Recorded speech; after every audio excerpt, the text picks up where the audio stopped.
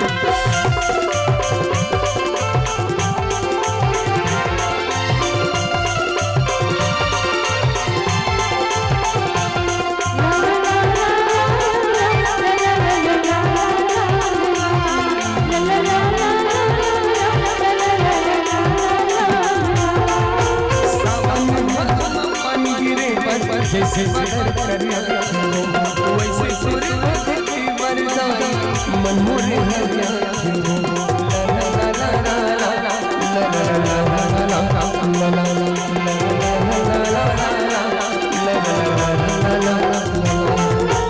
तोरे सहारा दुनिया में जगत दे बुला पंसर गड़ा गड़ा गीत गाओ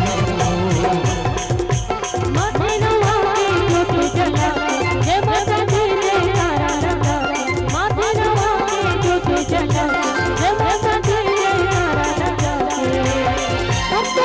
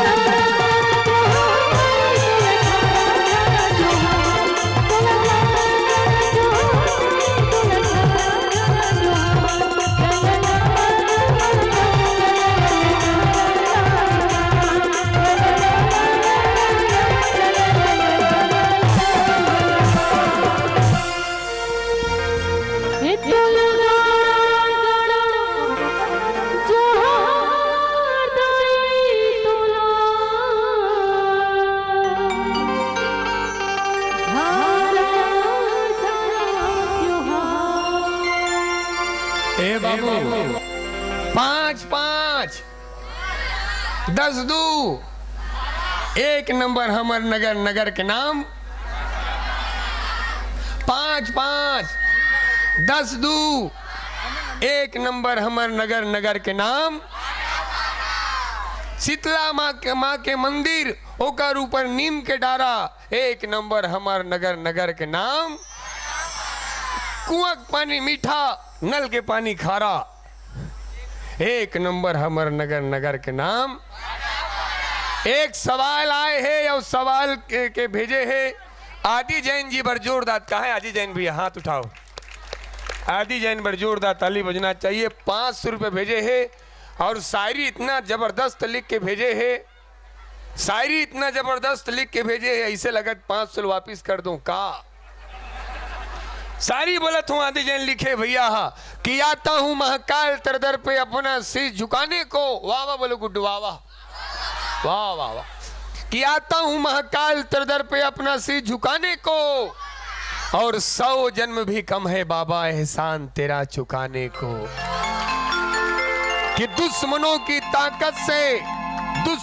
ताकत से हम मरा नहीं करते, हम तो बागेश्वर धाम के दीवाने हैं किसी से डरा। न चिंता न भय हो मातेश्वरी आपकी। और एक सवाल आए हैं आदि जैन भैया पूछे हैं कि आप सब मंदिर काबर जात हो, बताही तेला 100 रुपया और पूजा करे बजासन कहीं की नहीं कहना है, वास्तविक अर्थ जो धर्म शास्त्र बताते वही बतलाना है। 100 रुपये मिल ही। आप सब माता रानी के फूल आरती धर के जाते हो, अगरबत्ती जल धर के गा तो काकर पूजा करथो माता जी के मंदिर में आकर के, का चीज के पूजा करथो। वो भगवान के तो सिंपल से बात है सब, उसने वास्तविक अर्थ आध्यात्मिक अर्थ जिन बात धर्म शास्त्र बड़े बड़े वेद कही थे। जब एक गुड्डू बताऊं कहा भैया आने यार दे यार मैं हाथ कहा तेरे अच्छा बॉडी बिल्डर है हाथ कहा। ईमानदारी बताओ जान थुक नहीं जानो नहीं जानू तो आदि भैया पूछो नहीं ओ नहीं भैया, विशेष कारण है। सुख शांति तो स्वार्थ हो गए। वैसे माता कर जाके ना कभी भी नहीं मांगना चाहिए बोले 3 जन चूड़ा दे दे, हमारे घर में बहुत तकलीफ है भैंसी दे दे, नहीं मांगना चाहिए माता रानी। वो सब ल जानतेगा निस्वार्थ प्रेम करो, कोनो स्वार्थ मत रहा है, वही प्रेम अच्छा है। तो आवो हम जानबो कि हमन माता रानी के दुआरी जाके काकर पूजा करथन, तो माता दुर्गा के नहीं, कोनो पथरा के नहीं, काकर पूजा करथन भैया पर जोरदार ताली बजा दो।